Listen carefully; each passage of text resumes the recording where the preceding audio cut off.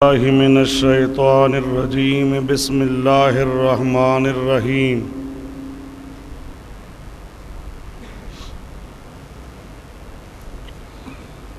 ومن أحسن قولا ممن دعا إلى الله وعمل صالحا وقال إنني من المسلمين.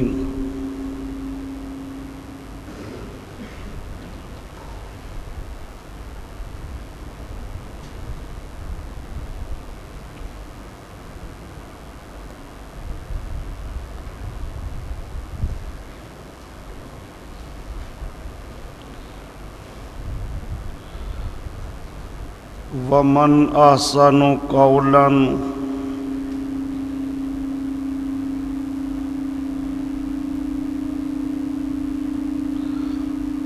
کون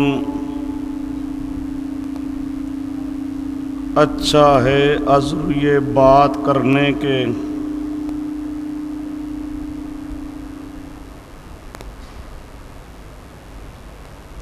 اس آدمی سے جو اللہ کی طرف دعوت دے.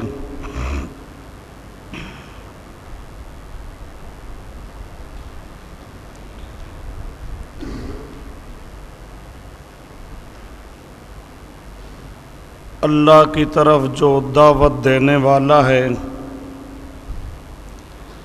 اس سے زیادہ اچھی بات کرنے والا کوئی نہیں. سب سے اچھی بات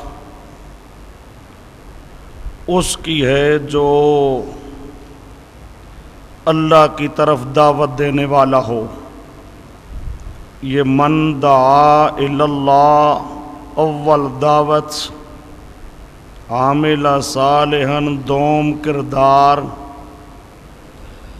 وقال صوم دعوی.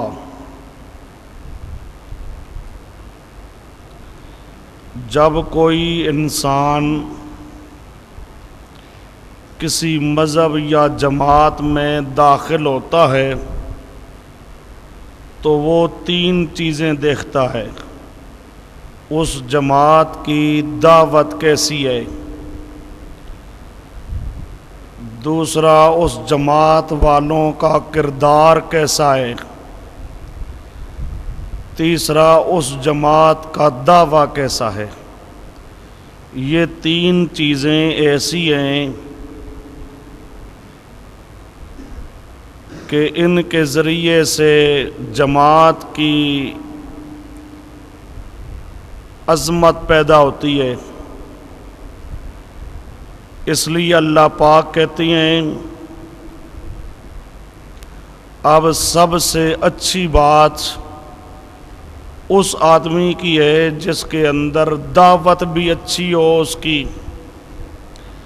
کردار بھی اچھا ہو، دعویٰ بھی اچھا ہو. اس سے بڑھ کر زیادہ اچھا کوئی نہیں ہے. ومن احسن قولا، کون زیادہ اچھا ہے اس سے، یعنی اس سے زیادہ اچھا کوئی نہیں. کس سے؟ دعا الی اللہ، جو اللہ کی طرف بلائے کہ لوگوں حاجات میں مشکلات میں اللہ ہی کو پکارو، اللہ کی پکار کے اندر کسی اور کو شریک نہ بناؤ. وعمل صالحا، اور خود بھی اچھے اعمال کرنے والا ہو. وقال، اور اس کا دعویٰ بھی اچھا ہو، وہ کہے اننی من المسلمین، اظہار اطاعت کے لیے. یہ دعویٰ بھی کوئی ناز اور فخر کے لیے، تکبر کے لیے نہ کرے، بلکہ اظہار اطاعت کے لیے. جس کے اندر یہ تین خوبیاں ہوں اس سے زیادہ اچھا کوئی نہیں ہو سکتا. ہر پیغمبر اپنے زمانے کے اندر ان تین چیزوں کے ساتھ موصوف رہا ہے. پیارے پیغمبر صلی اللہ علیہ وسلم بھی اس کے ساتھ موصوف رہے ہیں، اس لیے یہاں پر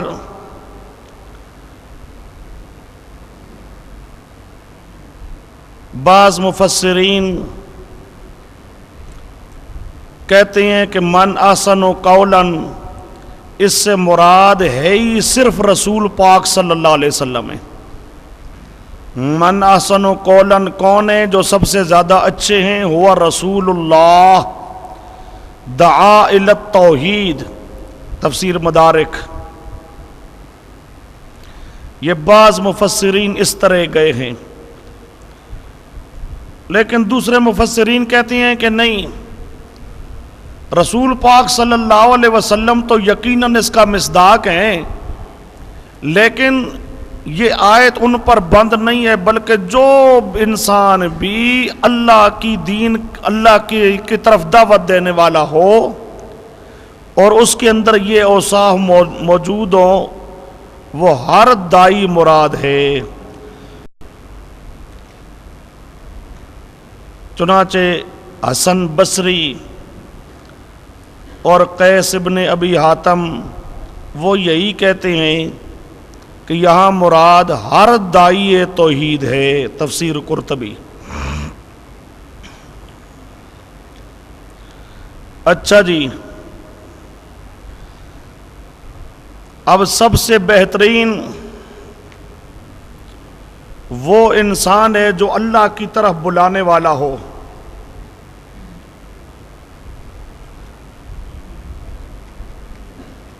اس سے بہتر کوئی نہیں ہے۔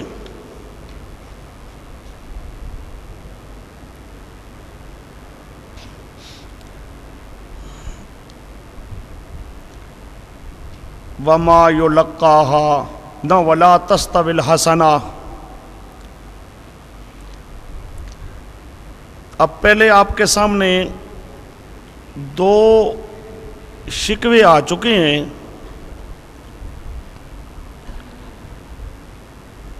ایک یہ کہ سنتے نہیں ہیں، یہ قرآن پاک کو اعراض کر جاتے ہیں۔ دوسرا شکوہ آیا کہ سننا تو درکنار، یہ تو کسی اور کو سننے دیتے بھی نہیں ہیں۔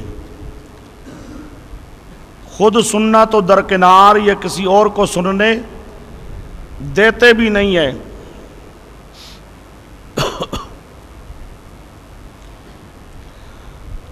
اب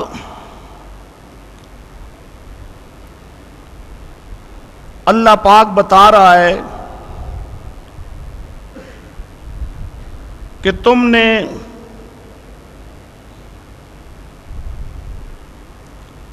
جو سنانا ہے ان کو، تو اس میں سنانے کا انداز کیا ہونا چاہیے؟ یہ بیان، طریقہ تبلیغ، بیان، طریقہ تبلیغ اور ترغیب ہے۔ یہ ومن احسن قولا ممن دعا الی اللہ، اس کے اندر آ رہا ہے طریقہ تبلیغ کا بیان اور اسی طرح ترغیب کا بیان۔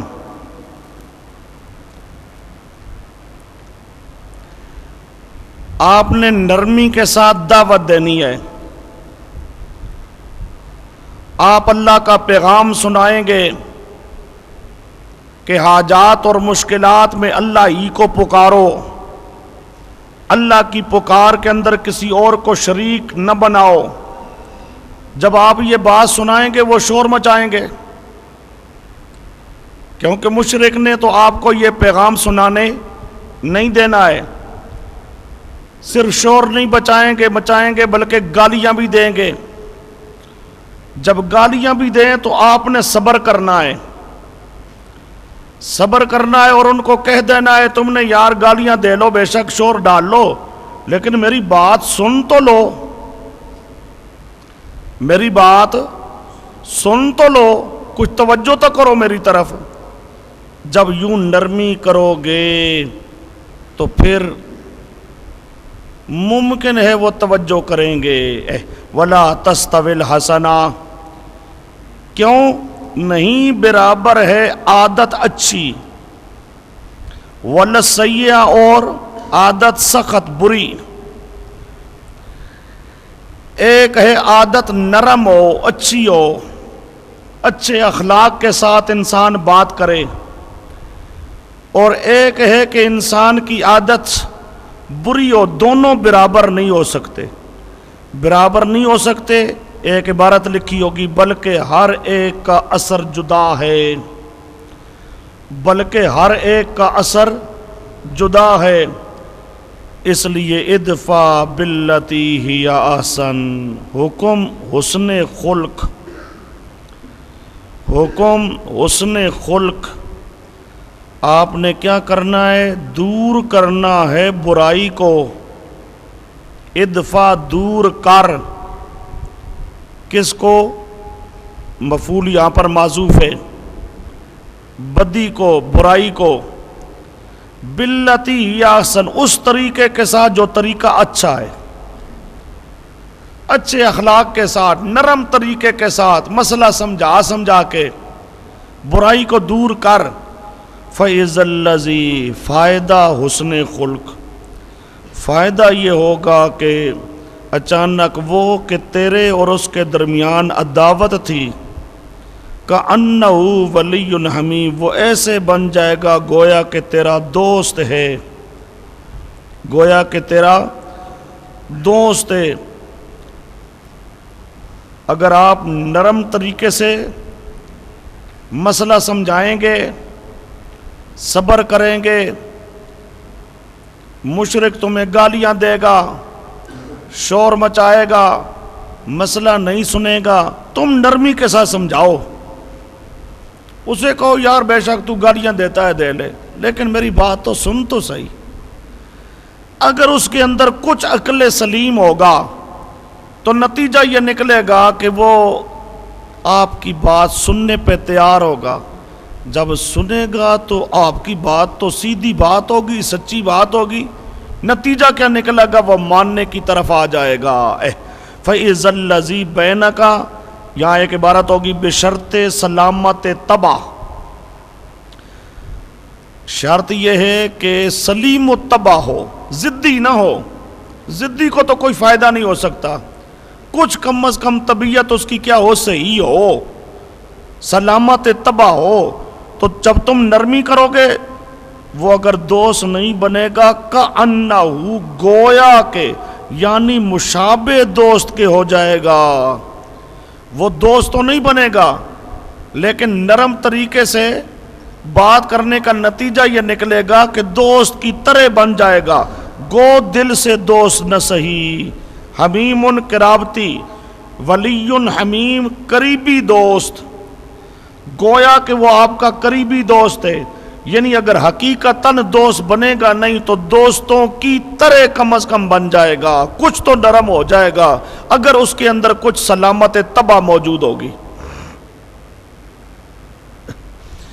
वमा युलक्काहा, अब ये अल्लाह पाक कहते हैं ये अच्छे अखलाक, मुदारात, नरम तरीके से दलाइल से मसला समझाना, ये हुस्ने खुल्क, अच्छी आदत, अच्छा अखलाक, अच्छी खसलत, मा युलक्का, नहीं दिया जाता ये खसलत, इल्लल्लज़ीन सबरू, मगर वो दिए जाते हैं जो मुस्तकिल मिजाज होते हैं। सबरू, मुस्तकिल मिजाज बेतबार अखलाक के, उनके यहाँ ये सिफत होती है।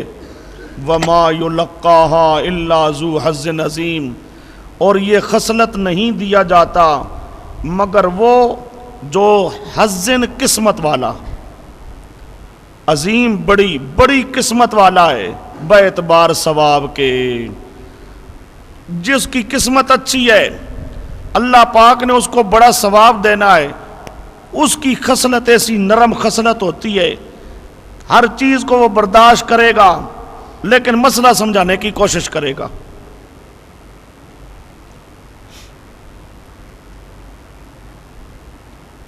हमारे हज़रत शेखुल कुरान रहमतुल्लाह ताला अलैह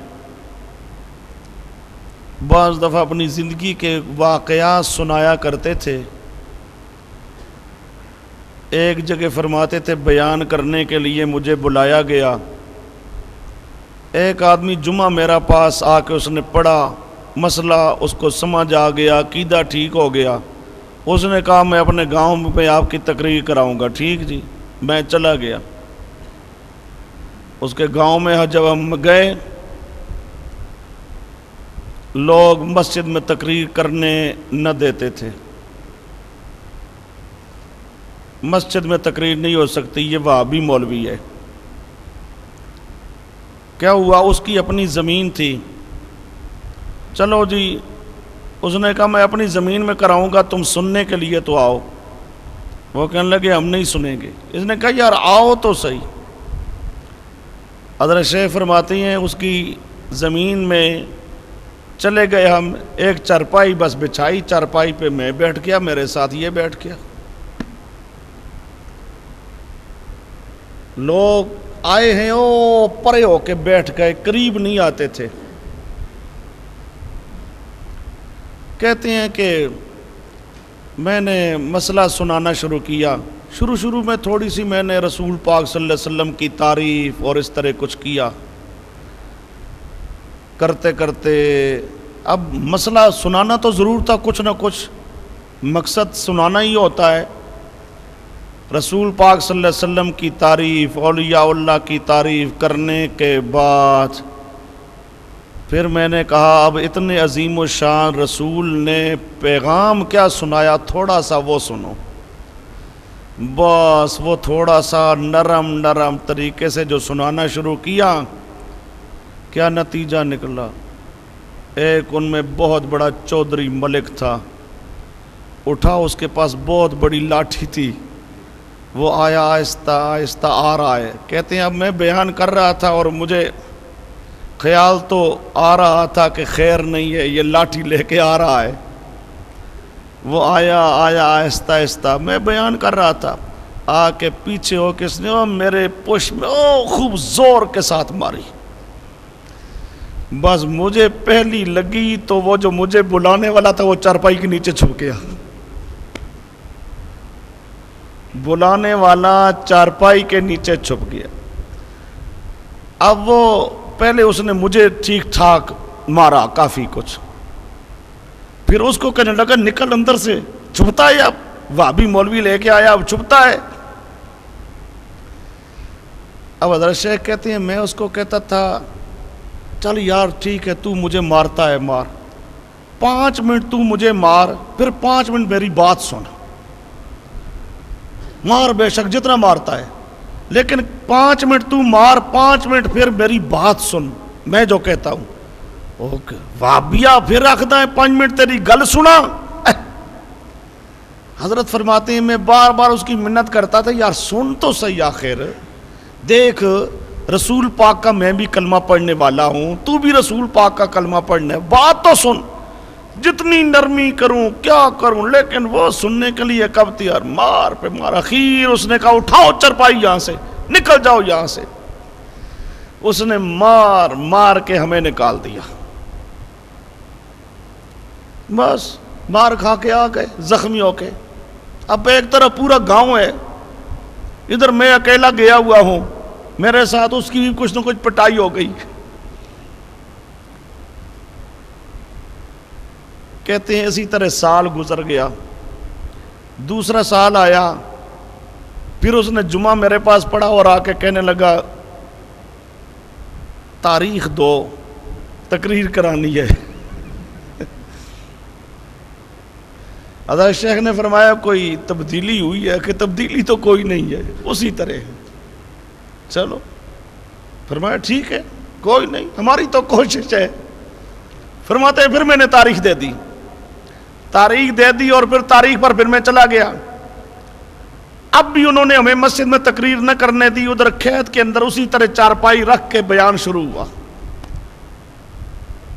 اب اتنا تھا کہ جتنے زیادہ دور پہلے سال تھے اب اس سے ذرا کچھ قریب تھے، میرے قریب تو نہ ہے، دور ہی تھے، لیکن اس کی بنسبت ذرا کچھ قریب تھے۔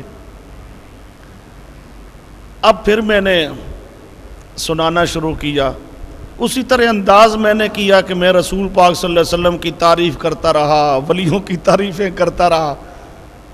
तारीफ कर कर के अब पैगाम तो आखिर सुनाना था, सारी मेहनत तौहीद के लिए है भाई, सिर्फ शान सुनाने का फ़ायदा क्या। अब फिर मैं आया मसले पे, जब आया तो वही उसने उठा, वो उसको मैंने पहचान लिया, वही लाठी उसके पास है, फिर उठाए। ओ कहते थे बड़ा ऊंचे कद का, बड़ा जवान था, फिर उठा, फिर आया आकर मेरे मारने से पहले उसने उसको मारा। अब वो इस दफा ये हुआ कि वो मेरा साथी मेरे साथ चारपाई पे बैठ के मार खाता रहा, छुपा नहीं, बाकी पिटाई तो उसी तरह हो गई। फिर मैं उसकी मिन्नत करता रहा, बार बार मैं उसे कहता रहा यार सुन तो सही, देख मैं अल्लाह का कुरान पेश कर रहा हूँ, कुरान पाक मैंने हाथ में ले लिया। वो कहता कुरान परे रख। अब ये कुरान पाक से तो डरता था, ये मुशरिक जैसे भी हो कुरान पाक सामने करो ना, कुरान पाक से डरती हैं। अब कुरान पाक से हट के मुझको मारता था। मैं उसे कहता था देख यार मैं कुरान से अगर न बताऊं, फिर कहता है वाबिया। बहरहाल जो उससे हो सकता था जुल्म मुझ पे किया, फिर उसी तरह हमें निकाल दिया। चलो, फरमाते हैं तीसरा साल जब आया, इत्तेफाक देखो अब अल्लाह पाक का, पूरे गांव में जितने ओ मुशरिक हैं किसी का खेत ठीक नहीं, बारिश कोई नहीं, सबकी फसल खराब। ये जो सिर्फ हमारा तौहीद वाला था, बारिश सिर्फ इसकी जमीन पर होती थी, बाकी किसी की जमीन पर बारिश सिरे से होती ही कोई नहीं थी। यानी अल्लाह का करना। अब देखो ना, अल्लाह पाक जब समझाने पे आता है, अब उसने जब देखा ना कि मेरी फसल बड़ी बेहतरीन है और लोगों पे असर है, लोग कहते हैं यार ये वहाबी है, पीरां फकीरां दा मुनकर है, पर अल्लाह राजी है इसते। अब कहते हैं उसने समझा कि हालात कुछ ठीक हैं, फिर आया मेरे पास, ये तीसरा साल था, फिर उसने मुझे बुलाया, मैं गया वहां पर। कहते हैं इस दफा जितने दूर पहले थे उससे जरा और करीब होके वो बैठे, बिल्कुल पास तो ना आए लेकिन जरा कुछ करीब। अब मैंने उसी तरह तरीका तो वही इख्तियार किया, रसूल पाक सल्लल्लाहु अलैहि वसल्लम की तारीफ, सहाबा की तारीफ, औलिया अल्लाह की तारीफ, और साथ फिर मैंने पैगाम सुनाना शुरू किया। अब जो पैगाम मैंने सुनाया और फिर अल्लाह पाक का पकड़ना, अल्लाह की रहमत करना, तखवीफात, बिशारात, ये मुख्तलिफ चीज़ें मैंने जो कुरान पाक से सुनाई। अब मैंने उसको देखा, वो जो लाठी लेके मारने वाला था, देखा मैंने तो वो रो रहा था। बस मैं समझ गया अब अल्लाह ने फजल कर दिया है। और बड़ा उनका चौधरी वो था, बाकी लोग तो वैसे रियाया थे। 3 घंटे फरमाते हैं मैंने बयान किया। 3 घंटे के बयान करने के बाद वो आदमी उठा, सीधे आके मेरे पाँव में गिर गया और माफिया मांगने लगा। मैंने कहा उठ उठ उठ, पाँव में गिरने की इजाज़त नहीं है, खड़ा हो जा, खड़ा हो जा, कोई नहीं, अल्लाह राज़ी हो जाएगा, अल्लाह से माफ़ी मांग, अल्लाह राज़ी हो जाएगा। फरमाते हैं फिर उसके बाद वो पूरा गांव अल्लाह के फजलो करम से तौहीदी बन गया। तो इस तरह मेहनतें करनी पड़ती हैं, नरम अंदाज तरीका, मसला समझाओ। आजकल मुसीबत ये है, मौलवी बन चुके हैं गद्दार, मसला नहीं समझाते, मफादात में आ गए हैं। इन लोगों ने काम किया है इस तरह। हज़रत शेख की तो सारी जिंदगी तकरीबन इस तरह गुजरी है, इसलिए हज़रत शेख का कोई बयान अब भी सुनो, जिस वक़्त कुरान पाक बयान करते हैं तो रोंगटे खड़े हो जाते हैं। अब भी जब इंसान सुनता है, यानी उनके आवाज़ में इतना दर्द है। एक आदमी ने तौहीद के लिए मारे खाई हो, मारे खा खा कर अल्लाह की तौहीद का काम किया हो। आयतें पढ़ते थे तो साथ रोना आता था, आयतें पढ़ते थे तो साथ रोना आता था। अब आखिर ज़माने में तो हज़रत का ज़माना ऐसा था कि जिस गांव में तकरीर करते थे, कम अज़ कम आधा गांव सिर्फ एक तकरीर में सही हो जाता था। तो इन लोगों ने बड़ी मेहनतें की हैं, अल्लाह पाक उनके दर्जात को बुलंद करे اللہ پاک ہمیں ان کے نقش قدم پہ چلنا نصیب فرمائے۔ اچھا جی، اب حضرت کا انداز یہ تھا، جو مسئلہ آج کل بیان نہیں کرتے نا، وہ کہتے ہیں یہ سخت ہیں جی، فتوے لگاتے ہیں جی، یہ صرف پروپیگنڈا کرتے ہیں، جھوٹے، خود مداحن ہوتی ہیں، مسئلہ سناتے نہیں ہیں اور سنانے والوں کو بدنام کرتے ہیں۔ اور آج اس دور میں تو ہو ہی یہ رہا ہے، خود سناتے نہیں ہیں، جو سنائے اس کو مختلف انداز سے بدنام کیا جاتا ہے۔ اچھا جی، اللہ پاک کہتی ہیں یہ عادت قسمت والوں کو ملا کرتی ہے۔ وَإِمَّا يَنزَغَنَّكَ، علاج غصہ، اے میرے پیارے پیغمبر، وَإِمَّا يَنزَغَنَّكَ مِنَ الشَّيْطَانِ، شیطان کی طرف سے اگر چوک لگے آپ کو، کوئی شیطان چوک لگائے، غصہ دلانا چاہے، اور انسان ہے آخر، بوجہ بشریت کے غصہ آ بھی جاتا ہے، پھر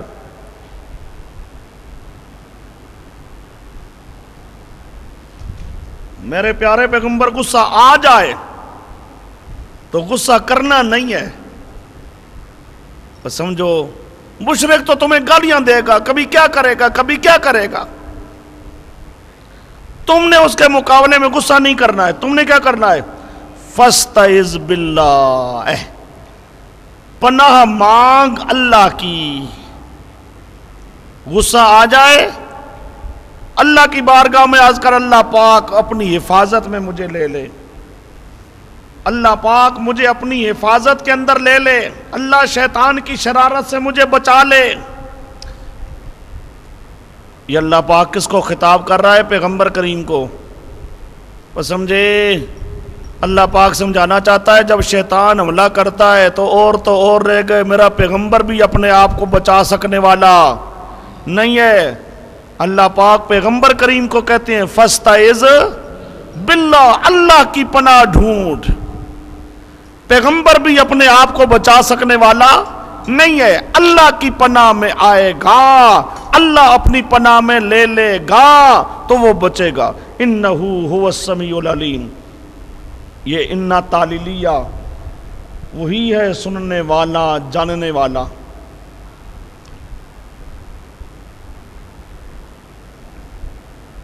دو شکوے آ چکے ہیں جی، دونوں شکوے علی سبیل ترقی تھے۔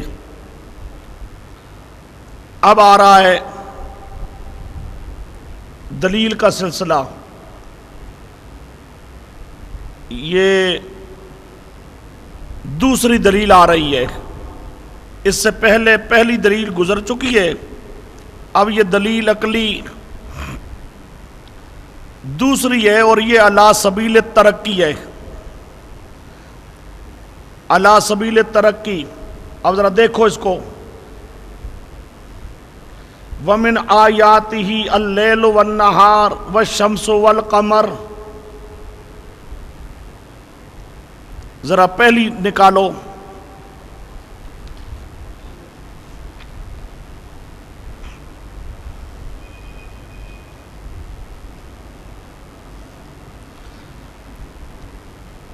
أَإِنَّكُمْ لَتَكْفُرُونَ بِالَّذِي خَلَقَ الْأَرْضَ فِي يَوْمَيْنِ، زمین کا پیدا کرنا، پہاڑوں کا پیدا کرنا، آسمانوں کا پیدا کرنا۔ بات سمجھے؟ پہلی دلیل کے اندر کیا تھا؟ یہ ان کا پیدا کرنا، آسمان کا پیدا کرنا، زمین کا پیدا کرنا۔ اب یہاں پر یہ علی سبیل ترقی آ رہا ہے، یہ ذرا دیکھو۔ اب یہاں پر پیدا کرنے کی بات نہیں ہے، یہاں پر آگے نظام شمسی ہے۔ یہ من آیاتہ اللیل والنہار، اس کا تعلق ہے آسمان کے ساتھ۔ وہاں جو پہلی دلیل میں آسمان کا بھی ذکر ہے، زمین کا بھی ذکر ہے، اس کا تعلق ہے دوسرے حصے کے ساتھ، آسمان والے حصے کے ساتھ۔ وہاں پہلی دلیل کے اندر کیا تھا؟ آسمان کا پیدا کرنا، اور اب آسمان کا پیدا کرنا نہیں، اب آسمان میں جتنا نظام شمسی ہے، نظام پہلے صرف پیدا کرنا، اب پیدا کرنا چھوڑو، پورا شمسی نظام، رات بھی، دن بھی، سورج بھی، چاند بھی، یہ سب یہ اللہ پاک کی آیات میں سے ہے، آیات الدالہ علی وحدانیتہ از مدارک، اللہ پاک کی توحید پر دلالت کرنے والی آیات، نشانیاں۔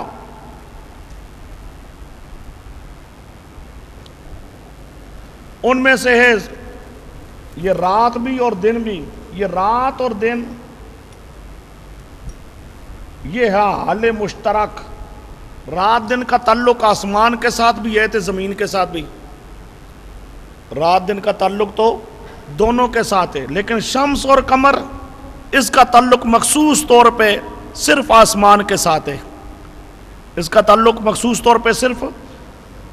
اب اللہ پاک اس کے بارے میں کہتے ہیں آسمان میں یہ سورج ہے، چاند ہے، یہ پورا ایک نظام چل رہا ہے، یہ نظام چلانے والا کون ہے؟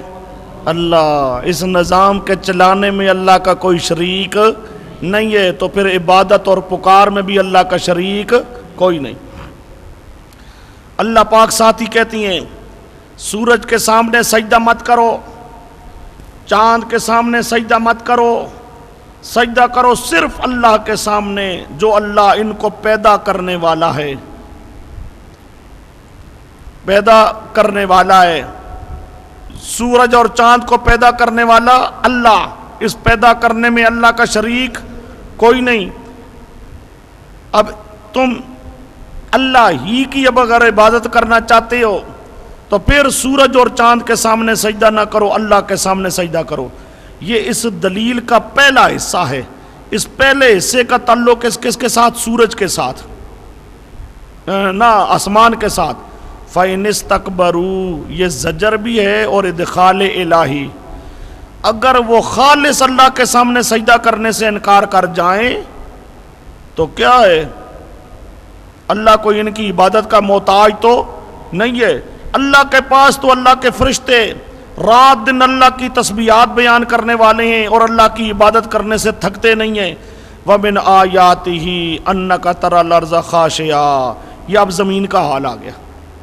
پہلے آسمان کا حال، اور آسمان کا حال تھا علی سبیل ترقی، اب زمین کا حال آ رہا ہے، اور زمین کا حال بھی کیا ہوگا؟ علی سبیل ترقی۔ شروع سمجھایا تھا کہ جو دلائل آئیں گے تو دلائل کیا آئیں گے؟ علی سبیل ترقی آئیں گے۔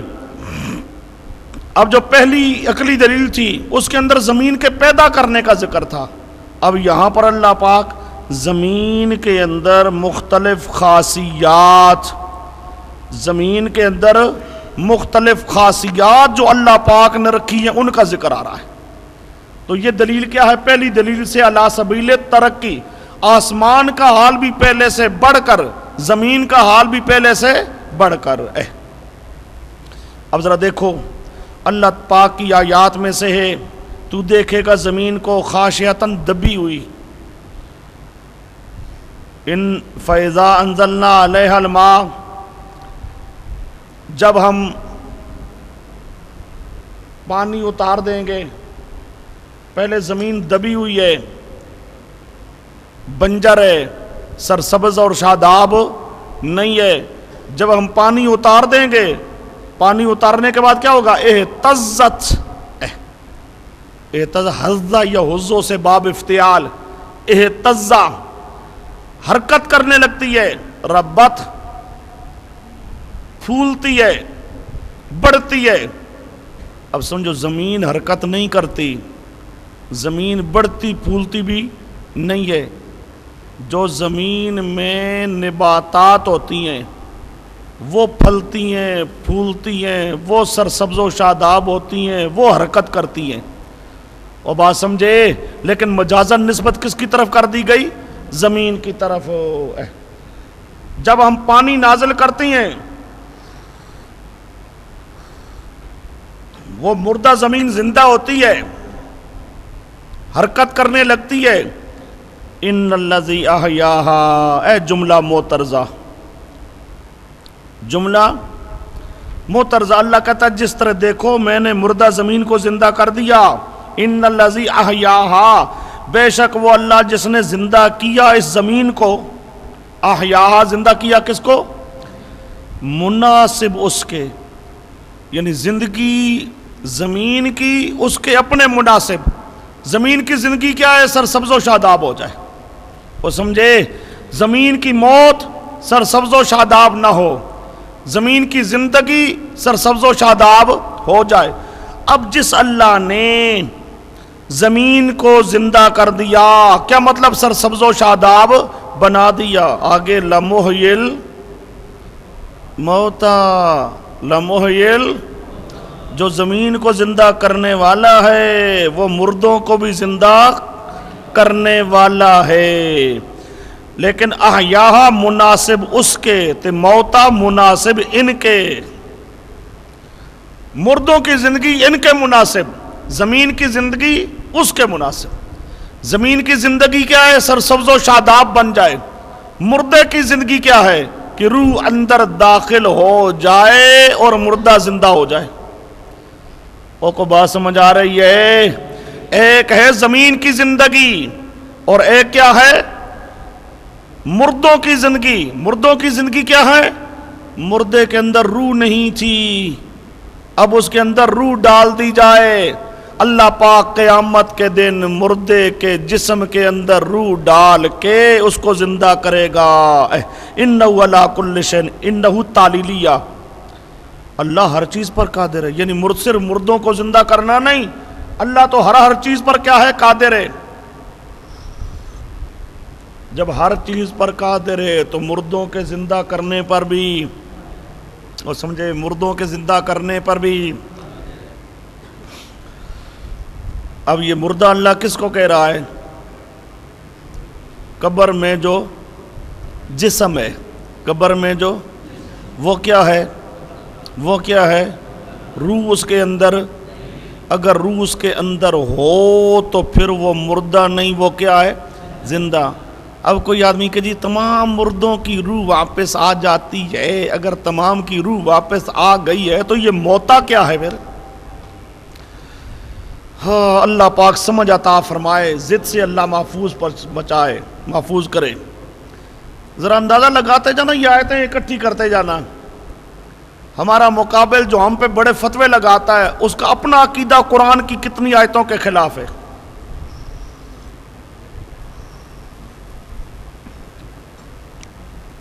وہ سمجھے، ہم تو برداشت کرنے والے ہیں بھائی، ٹھیک ہے، لیکن وہ ذرا خود تو سوچے وہ کتنی آیتیں ہیں جن آیتوں کے خلاف اس کا عقیدہ. اب قرآن صاف کہے مردہ اور وہ کہے زندہ.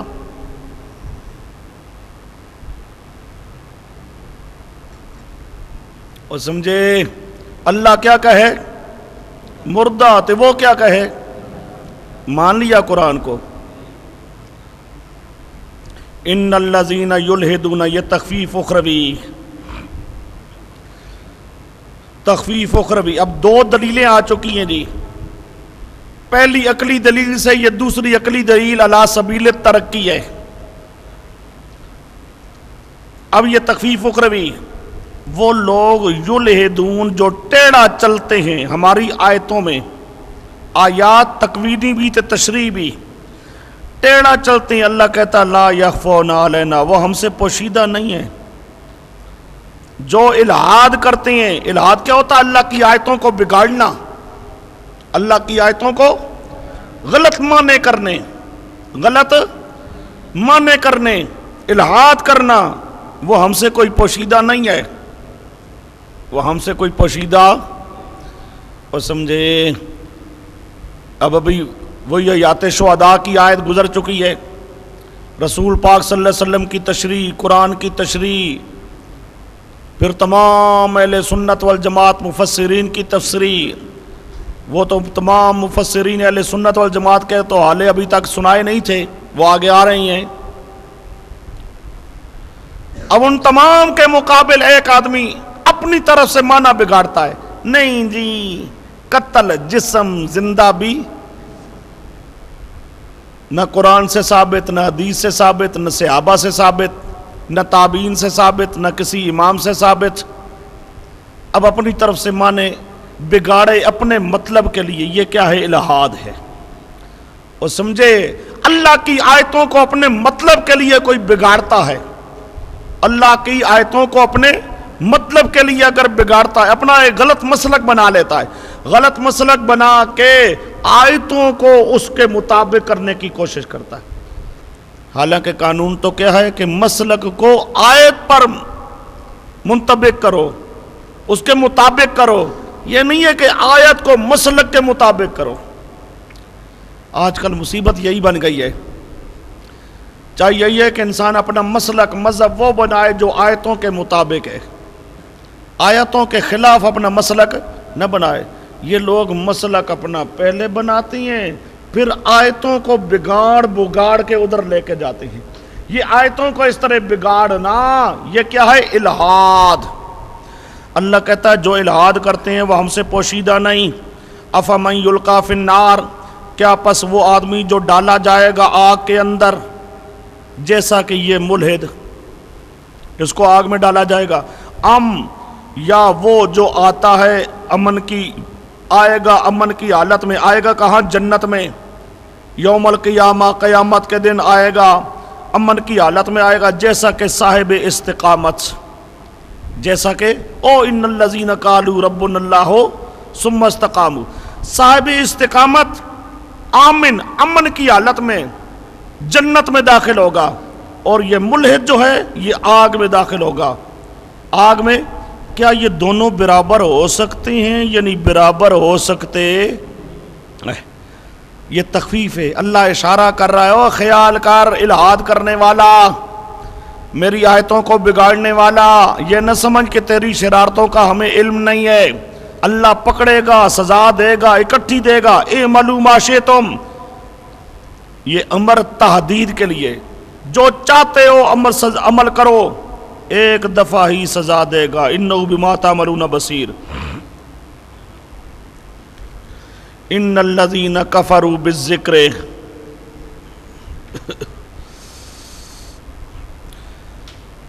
یہ تمہید برائے شکوہ ثالث،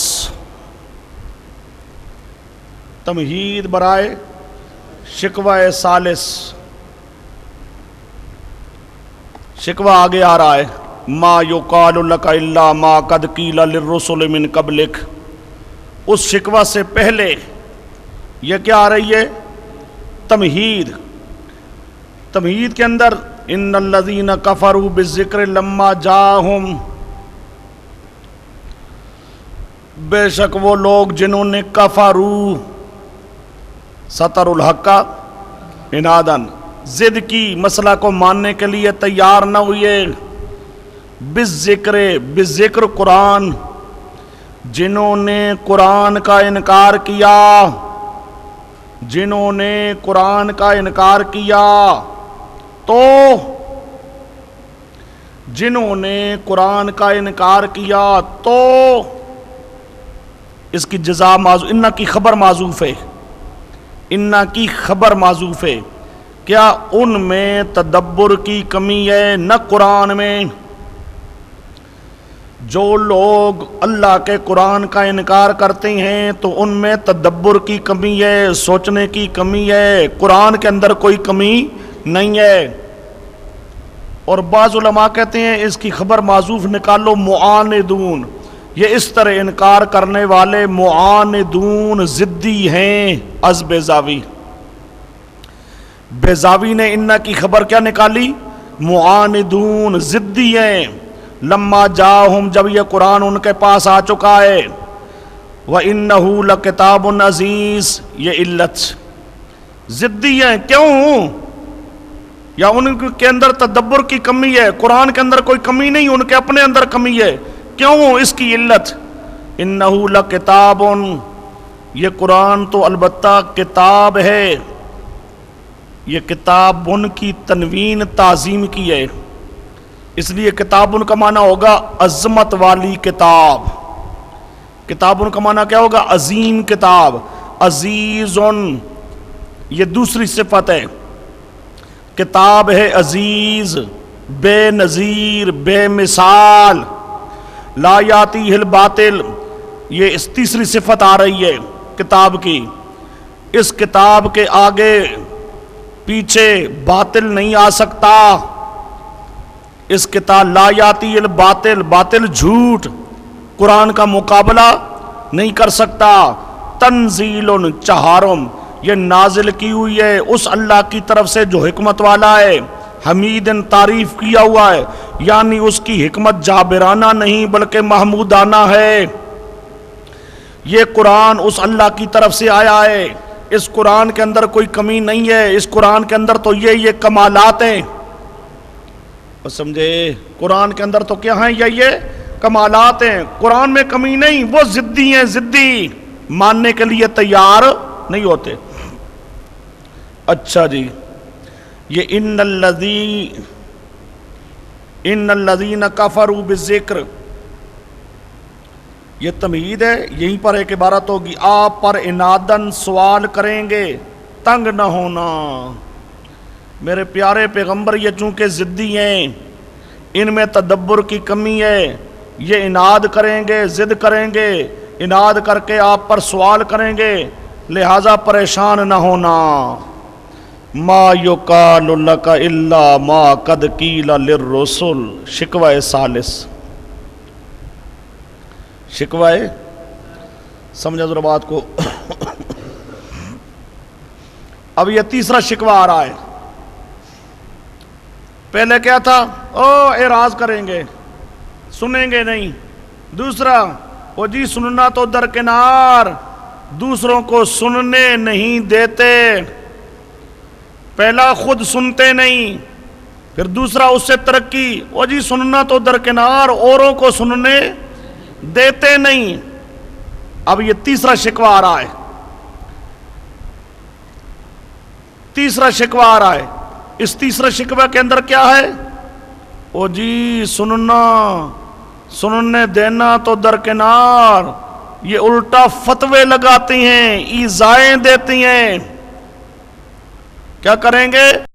الٹا آپ کو کہیں گے مجنون ہے، پاگل ہے، دیوانہ ہے، گالیاں دیں گے، اور بات سمجھے؟ سنتے نہیں، دوسرا دوسروں کو سننے دیتے نہیں، تیسرا او جی سننا ماننا، اور یہ تو سب کچھ درکنار، یہ تو الٹا توہین کرتے ہیں پیغمبر کی، ایذا دیتے ہیں پیغمبر کو، فتوے لگاتی ہیں پیغمبر پر، مجنون اور دیوانہ کہیں گے پیغمبر کو، تو ان کا مجنون اور دیوانہ کہنا، گالیاں دینا، پیغمبر کی تکذیب کرنا، پیغمبر کی توہین کرنا، اس پہ ناراضگی کا اظہار ہے بطور شکوہ کے، وہ سمجھے؟ یہ تیسرا آ رہا ہے، یہاں ایک عبارت ہوگی،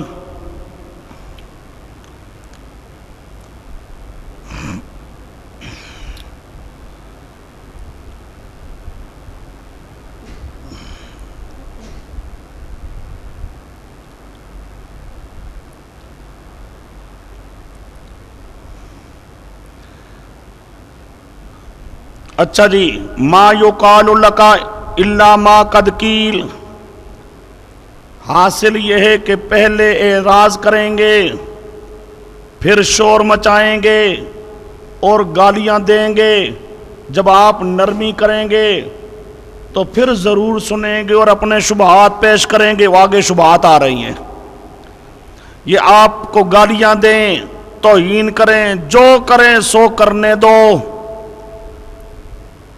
آپ برداشت کریں گے، پھر یہ شبہات پیش کریں گے، وَلَوْ جَعَلْنَاهُ، آگے آ رہے ہیں یہ شبہات۔ اچھا جی، مَا يُقَالُ لَكَ، یہ شکوہ ہے اور ضمناً تسلی ہے، مَا يُقَالُ لَكَ، نہیں کہا جاتا آپ کو، الا مگر وہ، مَا قَدْ قِيلَ لِلرُّسُلِ مِن قَبْلِكَ، جو آپ سے پہلے رسولوں کو کہا گیا۔ اے میرے پیارے پیغمبر، یہ کوئی نئی بات نہیں ہے، یہ مشرک ضدی ہیں پلیت، یہ ہر پیغمبر کو یوں کہتے رہی ہیں، آپ کو بھی وہی کچھ کہیں گے جو پہلے رسولوں کو کہا جاتا رہا. ما یقال لک من الایذاء والتکذیب از قرطبی. ایذا دینا، جھوٹا کہنا، ما یقال باتیں ایذا و تکلیف کی، یہ آپ کو نہیں. الا ما قد قیل، مگر پہلے رسولوں کو بھی یوں ہی کہا جاتا رہا. کیا مطلب؟ اب ضمن تسلی ہے، اے میرے پیارے پیغمبر ان کی طرح آپ بھی صبر کریں. پہلے پیغمبروں کو بھی مشرک یوں کہتے رہے، پہلے پیغمبر صبر کرتے رہے. اے میرے پیارے پیغمبر آپ بھی صبر کریں. آپ بھی کیا کریں؟ صبر کریں. جب آپ صبر کریں گے، ان ربک کا نتیجہ ہے صبر. آپ کا رب مغفرت کرنے والا ہے، یعنی منیب، بوجہ توبہ کے بخشے جائیں گے. وذو عقاب علیم، تیرا رب سخت عذاب دینے والا ہے، دردناک عذاب والا ہے. ضدیوں کو جو ضد پر اڑ رہیں گے ان کو سزا دے گا، جو انابت کریں گے ان کے گناہوں کو معاف کر دے گا. بہرحال میرے پیارے پیغمبر آپ نے نرمی کرنی ہے. جب آپ نرمی کریں گے، صبر کریں گے، تو وہ اپنے شبہات پیش کریں گے. وَلَوْ جَعَلْنَاهُ قُرْآنًا أَعْجَمِيًّا. اب یہ شبہات ان کے آ گئے. ایک بات ذہن میں رکھو،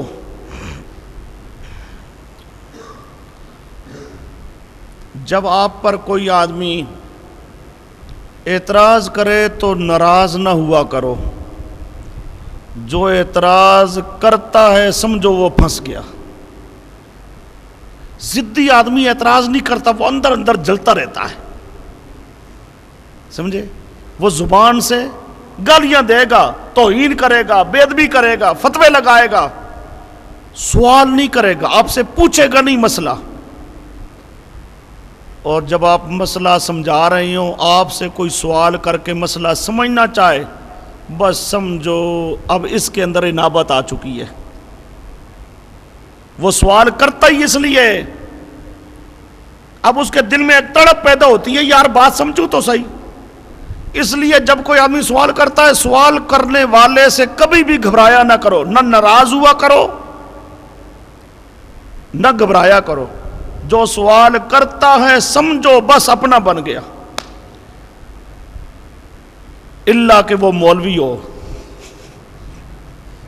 کیونکہ مولوی خود ہدایت پر آتا نہیں، وہ سوال کرتا ہے لوگوں کو صرف بتانے کے لیے کہ لوگ اس کی بات مان نہ لیں. تو مولوی تو ہمیشہ شیطانی کرے گا، اس کی بات نہیں ہے. عام آدمی، آپ جہاں کہیں کوئی بات کر رہی ہیں، کوئی آدمی آپ سے پر غصے ہو جاتا ہے، غصے ہو کے کہتا ہے اچھا سوال کا جواب دے، یہ سوال ہے، یہ سوال ہے. سمجھو یہ اندر سے مخلص ہے، یہ اندر سے تمہیں گستاخ سمجھتا ہے. جب تم طریقے سے سمجھا دو گے اس کو بات سمجھ آئے گی، نہیں یار گستاخ تو نہیں ہے، بس فوراً ٹھیک ہو جائے گا. اس لیے اللہ پاک کہتے ہیں میرے پیارے پیغمبر یہ گالیاں دیتے ہیں، دیتے رہیں، کوئی بڑی بات نہیں ہے. آپ گالیاں سنیں، صبر کریں. صبر کریں گے یہ شبہات پیش کریں گے، اور جب کوئی شبہات پیش کرے آپ اس کے جواب دیں گے، وہ سمجھ جائے گا. ہاں سوائے ضدی کے، ضدی نہیں سمجھے گا، لیکن ضدیوں کے علاوہ جو بھی کوئی سوال کرنے والا ہوگا تو وہ کیا ہو جائے گا؟ سمجھ جائے گا. اب یہاں پر بھی 3 سوالوں کا جواب آ رہا ہے. کتنے سوال ہیں؟ 3.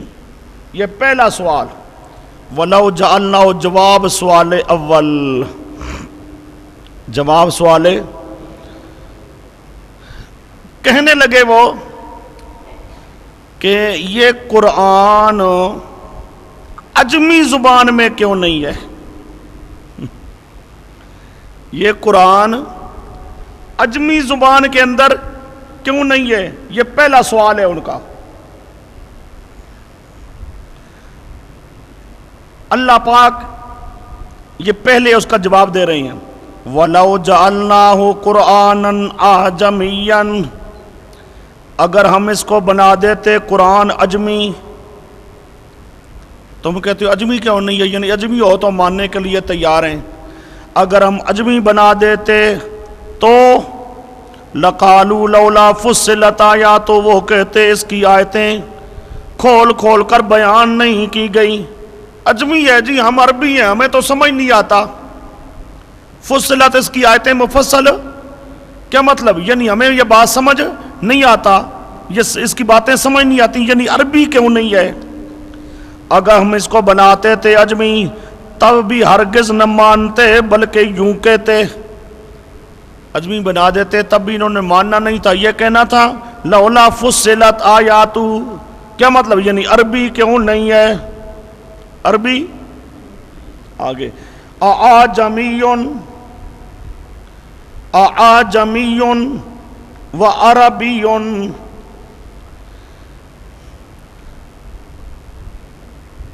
یہ دوسرا سوال ہے، یعنی دوسرا وہ جواب دیتے.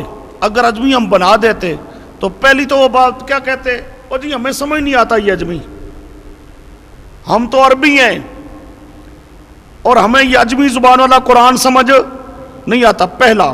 دوسرا اعتراض وہ کرتے جی قرآن اجمی ہے تو نبی عربی ہے. یہ عجیب ہے جی، قرآن اجمی ہے نبی عربی ہے، اس وجہ سے ہی ماننے کے لیے تیار ہو نہ ہوتے، الٹا یہ بہانہ ڈال دیتے. کل کہہ دیجئے هو للذین آمنوا، آمنو سے مراد ہے انابت کرنے والے، ہدن ان کے لیے ہدایت ہے اور شفاء ہے. والذین لا یؤمنون ثمرہ اناد، وہ ثمرہ انابت اور یہ ثمرہ اناد. والذین لا یؤمنون، اور جو لوگ نہیں مانتے انادن باوجود حق کے واضح ہونے کے، فی آذانہم وقرن، ان کے کانوں میں ڈانٹیں، درجہ اول عدم سماع. ہوا علیہم اما، وہ ان پر اما اندھا پن بوجہ اناد کے. اب یہ پہلے سوال کا جواب دے کے یہ ساتھ انابت کا ثمرہ اور اناد کا ثمرہ. اناد کے ثمرے کے اندر اولئک ینادون من مکان بعید، یہ ایسے ہیں جیسے آواز دی جا رہی ہو دور کی جگہ سے. دور کی جگہ سے آواز دی جائے تو آدمی نہ سنتا ہے تو نہ سمجھتا ہے. آگے وَلَقَدْ آتَيْنَا مُوسَى الْكِتَابَ، یہ دوسرا شبہ. پہلا شبہ قرآن اجمی ہوتا تو ہم مانتے. اب یہ دوسرا شبہ، قرآن اکٹھا کیوں نہیں نازل کیا گیا؟ قرآن اکٹھا کیوں نہیں نازل کیا گیا؟ یہ آپ کے پاس حاشیے پہ لکھا ہوگا لولا نزل علیہ القرآن جملۃ واحدہ. اکٹھا کیوں نہیں نازل کیا گیا جی؟ اللہ اس کا جواب دیتا ہے. سمجھو ذرا بات کو. اللہ پاک کہتا ہے ہم نے موسیٰ علیہ السلام کو کتاب دی تھی وہ اکٹھی، لیکن ضدیوں نے اس کو بھی نہیں مانا تھا. معلوم ہوتا یہ صرف بہانہ ہے. یہ صرف کیا ہے؟ بہانہ ہے. ہم نے موسیٰ علیہ السلام کو کتاب دی تھی، اکٹھی دی تھی. فاختلف فیہ، اس کے اندر بھی اختلاف کیا گیا. آگے ولولا، یہ تیسرا شبہ. سمجھو تیسرے شبے کا جواب. تیسرا شبہ یہ ہے ہم جو نہیں مانتے تو عذاب کیوں نہیں آتا؟ ہم نہیں مانتے تو عذاب کیوں نہیں آتا؟ اللہ جواب دیتا ہے کہ عذاب کے لیے اللہ نے وقت مقرر کیا ہے. وہ اگر وقت مقرر کرنے والی بات نہ ہوتی تو تمہیں تباہ کر دیا جاتا ہے. ولولا کلمۃ، اگر بات نہ ہوتی سبقت بربک، تیرے رب کی طرف سے پہلے جو لکھ دی گئی ہے. اللہ پاک نے پہلے لکھ دیا ہے. کیا لکھ دیا ہے؟ کہ پورا عذاب ان کو آخرت میں ہوگا.